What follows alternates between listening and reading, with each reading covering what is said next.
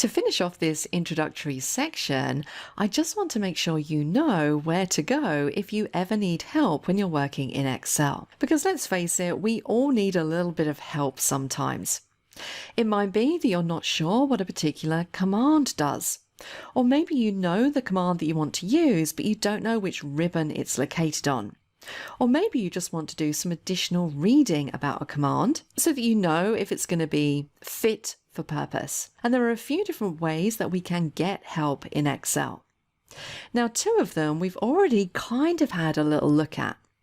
The most basic way to get some help is by hovering over any of the commands in this ribbon. These screen tips in themselves are help. If you just want to know what a command does, the screen tips are going to show you this information. For example, I'm hovered over Merge and Center. I can see underneath a short description, and it tells me that if I click this button, it's going to combine and center the contents of the selected cells in a new, larger cell. This is a great way to create a label that spans multiple columns. And if I want any more information, if I want a bit more detail, notice that I have this little Tell Me More link at the bottom. If I click this, it's going to jump straight into the Excel help files and to the exact place in these help files that I need. So now I get help on merge and unmerge cells. And notice in here I have a little tutorial video that I can play, and then underneath I have some instructional text that walks me through the process step by step of how to merge cells and also unmerge cells. So these screen tips are a really great way to get a quick look at what it does, and if you need more information, you have the Tell Me More link at the bottom. And you'll notice that you have this for all of these commands. Conditional formatting, I have a Tell Me More link. If I go to font color, I have a Tell Me More link. So a really nice way of getting to help. Now these help files can also be accessed by pressing the F1 key on your keyboard. And if you have the help ribbon showing at the top, notice that the first command on here is basically what you get when you press the F1 key. It's exactly the same thing. We do have some other options on this help ribbon as well. So if you're in the US, you might want to use this contact support option. Now I'm in the UK, and unfortunately, this feature isn't supported if you're outside the US. We have a feedback section. So this is where we can provide some feedback to Microsoft, maybe about features that we think could be improved. We have a show training section. So this is super useful if you're looking for a little bit of training in the form of video files. You can come into here and you can search for what it is that you're looking for. So maybe I want to find a video that's going to show me how to format a table. I can click on the link to format an Excel table. I will say there isn't a video for everything that you search for, but at the very least you will get step-by-step instructions. Now we also have a group here called Community, and these are going to take you to external websites. So if we click on the Community command, it's going to open up a web browser and jump me straight across to the Microsoft Excel community. And this is where I can come to get some really good information. I can become a member, I can start discussions. So if I have a particular issue, I could post it here and get help from the Excel community. So a really nice little option there. I could choose Excel blog.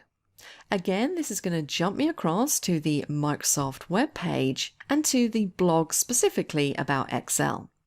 And blog posts are posted here on a frequent basis, and it's a great place to come if you're interested in keeping up to date with new things in Excel and you're somebody who enjoys reading blog posts. And then finally, we have the Suggest a Feature button, which again allows you to make some suggestions to Microsoft. Now, aside from all of these options for help, we have a couple of other options. Now, notice at the top of the screen, we have a search bar.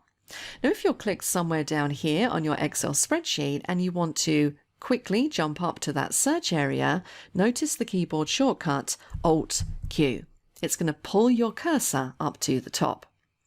So what I can do here is I can search for something in Excel. So maybe I want to know how to format a table again.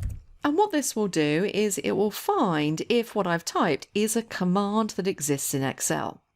So format as a table is an actual command, and it's listed up here, and it basically jumps me straight to the command that I need. It also gives me some other selections that are similar to what I've typed. It's also going to show me any Excel files I have that contain the words format a table.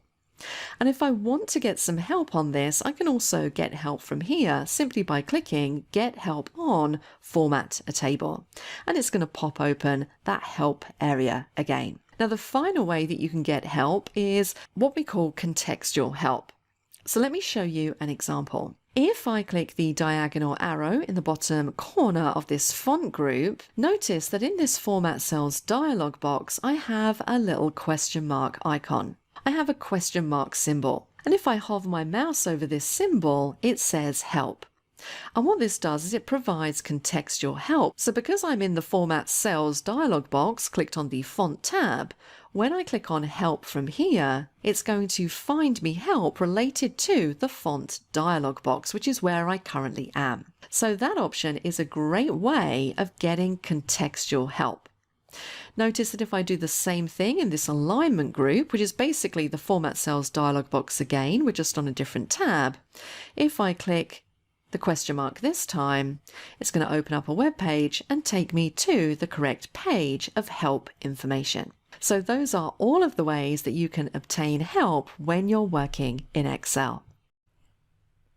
It's now time for us to do our first exercise of the course, exercise 1. And in this exercise, I'd like you to practice the skills that you've learnt in this section. So first, I would like you to launch Excel. And I would also like you to pin Excel to the taskbar to make it easy to access. Once you've done that, I would like you to customize the Quick Access toolbar and add the following 3 commands: AutoSum, Wrap Text, and Fill. I'd then like you to add a separator to the Quick Access toolbar. And then the final thing I'd like you to do is to practice creating a blank workbook using the keyboard shortcut. See how you get along with that? And if you'd like to see my answer, then please keep watching. So the first thing we need to do here is we need to launch Excel and then pin it to the taskbar. Now I'm using Windows 11, so I'm going to jump down to my search, type in Excel. There it is in the list. I'm going to right click on the application and choose to pin to taskbar. Now that I have it pinned to the taskbar, I can simply click on the icon to launch Excel. The next thing I asked you to do was to customize the Quick Access toolbar and add the commands AutoSum, Wrap Text, and Fill. So let's jump across to the Formulas tab, find AutoSum, right click, Add to Quick Access toolbar. Let's go to Home, find Wrap Text, right click, Add to Quick Access toolbar.